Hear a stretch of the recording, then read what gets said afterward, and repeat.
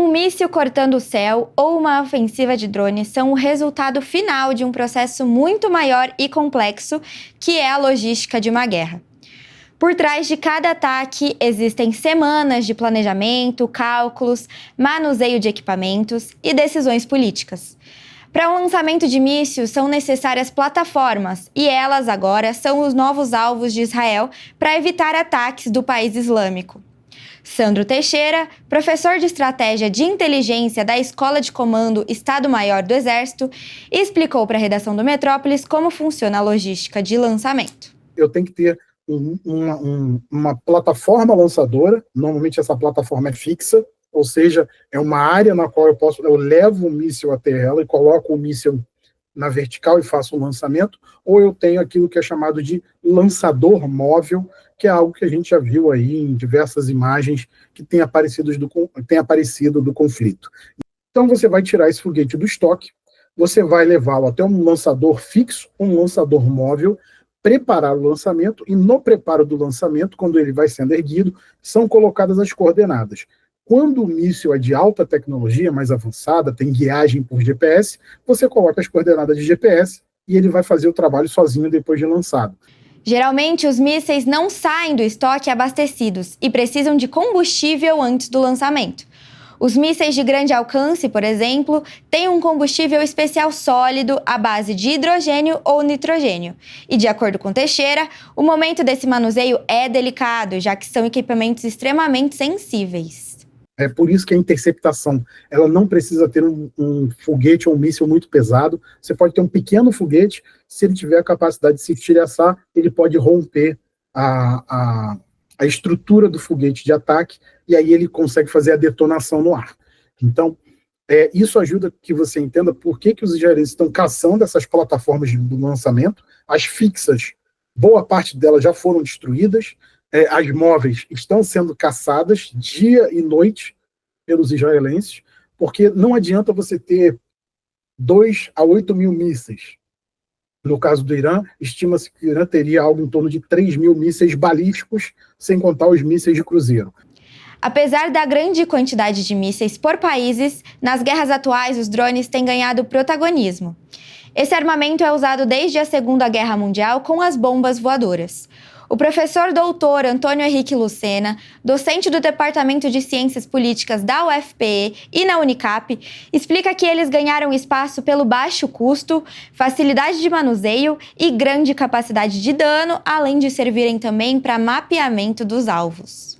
Israel passou a fazer uso de drones agora na guerra contra Teherã, porque como Israel conseguiu garantir, digamos, superioridade aérea no espaço aéreo do país, ou seja, consegue agir livremente, então os drones israelenses do tipo Hermes, que são turbohélice, então significa que eles são bem lentos, mas como eles conseguem navegar com tranquilidade sem ser abatidos, apenas um agora foi recentemente, então eles estão empregando esses drones para fazer a designação de alvos, de lançadores de foguetes, de mísseis balísticos que estão sendo colocados, né, para a designação de alvos específicos da Guarda Revolucionária do Irã. Então, isso tem realmente revolucionado o conflito atualmente.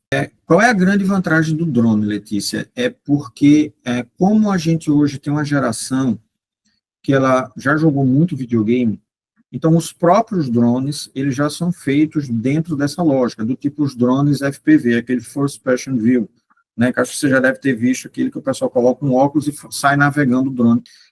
Depende também muito do drone que a gente está falando, né? Recentemente, os drones de combate do tipo, quer dizer, para emprego em combate, como o tipo FPV, você também não precisa de muito tempo, né? Então, basicamente, com um joystick, apenas com instruções básicas, dentro de 1 a 2 horas, você já tem uma pessoa que consegue, né, mais ou menos usá-lo, né? E os drones FPV, como eles já têm uma própria mira e eles são de primeira pessoa, você já consegue designar aquele alvo específico e fazer o lançamento dele. Agora, claro, o nível de complexidade aumenta se a gente está falando do chamado Bayraktar TB2, que foi empregado no início da guerra, ou um caso do Hermes 450, né, que Israel utiliza agora contra o Irã. Esses são drones um pouco mais sofisticados, que exigem uma infraestrutura mais robusta, de comunicações com satélite, né, Mas eles têm a vantagem de reduzir o atrito. O que a gente chama de atrito, né? Ou seja, é a exposição do soldado ao campo de batalha que pode gerar sua morte. Então, a vantagem do drone é que, primeiro, ele é muito barato de ser empregado. Então, um drone FPV ucraniano, ele custa em torno de $1.000 e pode ser lançado contra um blindado que custa $5 milhões. Como ele requer pouco tempo de treinamento, ao contrário de um caça de combate, que leva muito tempo para você ter realmente um piloto bom, que já em torno de 10 anos, ou seja, a Força Aérea Israelense, por exemplo, que está sendo empregada agora na guerra contra o Irã. Para você entrar na Força Aérea Israelense é mais difícil do que você tentar entrar na Universidade de Princeton, nos Estados Unidos. Você tem que ter reflexo muito rápido, né? Então, ou seja, são 10 anos para você ter um piloto bom. Já com o drone, não. É relativamente rápido, e se você perder o drone, você simplesmente substitui por outro. E por mais que haja histórico do uso desse tipo de armamento desde as guerras napoleônicas, assim como em todo o mundo, o setor militar está em constante evolução tecnológica. Na guerra entre Israel e o Irã, a novidade é a utilização de mísseis hipersônicos, que são até 8 vezes mais rápidos do que a velocidade do som. Outro exemplo são os drones que já conseguem identificar alvos reais e distinguir objetos falsos usando a inteligência artificial. Porque o que se sabe é que até agora o Irã não utilizou todos os tipos de mísseis que ele possuiria em seu arsenal neste conflito. Hoje mesmo eles utilizaram um míssil que suspeita-se que seja o SEJ-20 ou SEJ-40, depois eu teria que ver o nome, e que ele é um míssil diferente, ele tem a capacidade de lançar, ele é como se fosse uma bomba cluster. O que é uma bomba cluster? Uma bomba clássica é uma bomba que tem uma ogiva, uma carga explosiva apenas, e que vai direto para o alvo. Uma bomba cluster, quando ela vai chegar perto do alvo, ela abre em uma série de pequenos explosivos e ela causa um dano enorme em área. E parece que o Irã conseguiu fazer isso com mísseis, o que não é comum. Os sistemas de defesa também melhoraram. Israel tem o Iron Beam em fase de teste, que é um feixe de laser disparado contra um míssil para desarmá-lo. Apesar de não parecer, o setor de armamento tem regulamentação assinada entre Estados Unidos e a União Soviética, agora é a Rússia, durante a Guerra Fria. Os acordos eram bilaterais, mas já indicavam que as duas potências, por se autolimitarem, teriam ações conjuntas para definir o armamento de outros países. Israel e Irã não eram signatários desses tratados e durante o primeiro governo de Donald Trump, o país norte-americano também se retirou dos acordos. E isso, embora outros países não fossem signatários desses tratados, esses tratados indicavam um norte, porque eles indicavam o seguinte sentido na política internacional.